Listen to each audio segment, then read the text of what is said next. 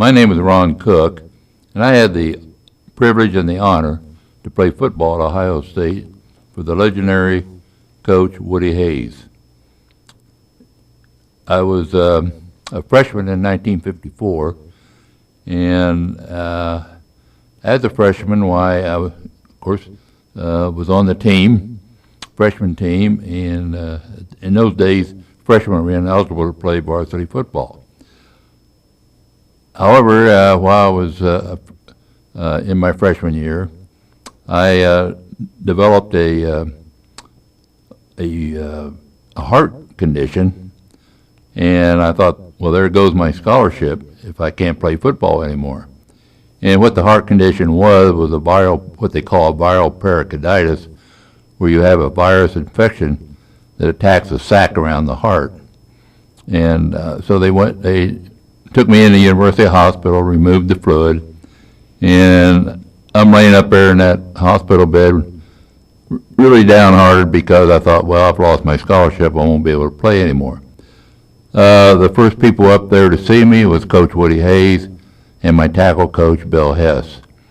And as we talked, why they didn't know whether I was going to be able to play anymore or not, but Coach Hayes said, Ron, if you can't play another minute of football at Ohio State, so you've got your scholarship for the next 4 years.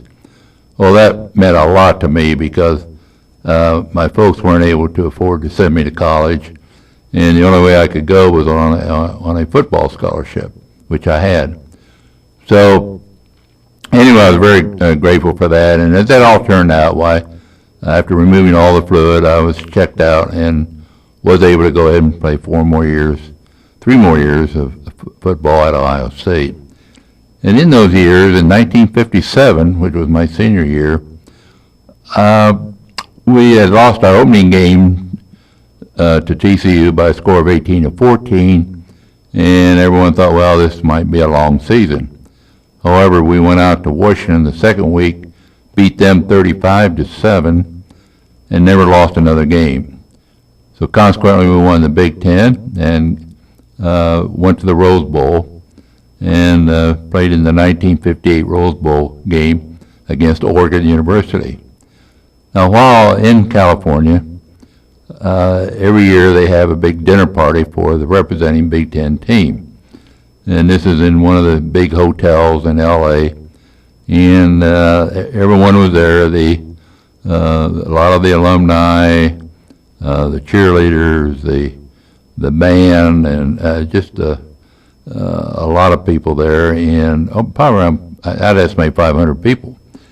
And of course the team sat down front and they served a nice dinner, and then they had a variety show in which Bob Hope was the master of ceremonies.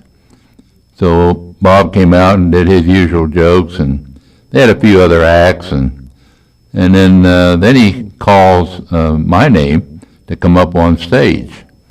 So I go up there and we talk a little bit. He says, Ron, we have a special gift for you. And he said, here she is, Miss Jayne Mansfield.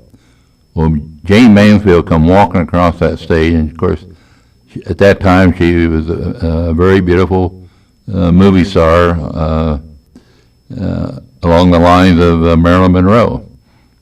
And so she came up, and of course everyone was going wild and cheering, and Bob Hope introduced me to Jayne, and then Bob left the stage, left Jayne and I out there. So we talked a little bit, and finally she turned to the microphone. She said, you know, Ron, they say animals are raised and humans are reared. And I said, okay. And then she says, are you ready? And I said, well, anytime you are. So she closed her eyes and puckered up, and I thought, you know, this is only going to happen one time. And so I went into her like I was hitting a tackling dummy and put a big kiss on her and squeezed real hard, and it was, I wasn't about to let go. And finally she struggled and struggled loose, and her eyes were very big, and she turned to the microphone and says, I can see you were raised. So that was the big kiss that I received from Jayne Mansfield. prior to the 1958 Rose Bowl. So it was quite a surprise because I had no idea Coach Hayes would pick me, of all people, to go up there. I wasn't a starter or an All-American, but I was, a backup tackle, and yet he picked me from the team to go up and to get the kiss from Jayne Mansfield. So that was a lot of fun. This is a video of the big kiss with Jayne Mansfield, and Bob Hope had introduced her, and there she is. She and I doing some small talking there, and they were playing soft music in the background, and we were kind of swaying to the music and laughing and joking, and then she told a little joke, and then comes a big kiss, and boy, was that fun. I don't know how much fun it was for Jayne, but anyway, she had a big smile and had, I hope, a good time. And of course, everybody was cheering and laughing and so forth. And so, and here are some of the acts during the show. That there was a TV show called Sheriff of Cochise, I believe it was, and that was the sheriff there. I don't recall his name, but Bob Hope was a great master of ceremonies, and of course he's, grew up in Cleveland, Ohio, and they acted crazy there, and then Bob told a few more jokes, and then the next video the next part of the video you're going to see is on New Year's Eve. Coach Hayes didn't want us staying in the hotel. We were at the Sheraton Hotel there in Pasadena. And so this is where we wound up on Christmas Eve, at a monastery, because that would be nice and quiet and wouldn't be subject to all the parties that would be going on in the hotel. And you can see that was called the Passionate Fathers Monastery, which I thought was amusing. And then this is the morning of the game. The routine is you have breakfast and you get your ankles taped, and then walk around the grounds to loosen up the tape and get the ankles working. And this is some of the players there. The fellow there on the left was one of the quarterbacks, Tom Crawford, and there's some of the other guys there. And like I say, it was a beautiful morning. Everybody was out looking around, and one of the assistant coaches filmed all this. He filmed the Jayne Mansfield kiss, and now this is some of the assistant coaches. The one on the far left is Bill Hess, who was my tackle coach, and then Gene Feckley on the right, and Cleve Rush in the middle, and Gene Feckley was in charge of the running backs. There's Ernie Godfrey and then one of the tackle coaches, and Bill Hess and Cleve and Gene.